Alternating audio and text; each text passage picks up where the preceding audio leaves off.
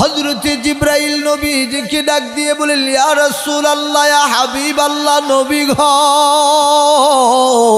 ওগো নবীজি, আপনি যাদের মায়ায় মক্কায় থাকতে চান গো নবীজি, আপনাকে মারার জন্য ওই কাফের মুশরিক বেঈমানগুলি তলোয়ারগুলো তাক করে রেখে দিয়েছে। ওগো নবীজি, শুধুমাত্র কেবলমাত্র আপনি বাহির হবেন, আপনাকে তারা হত্যা করার চেষ্টা করবে।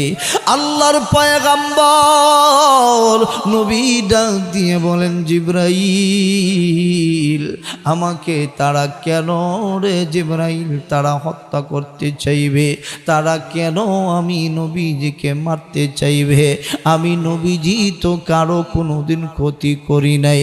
আমি নবীজি তো তাদেরকে ভালোবাসা, আমি নবীজি তো তাদেরকে দ্বীনের দাওয়াত দিয়েছে।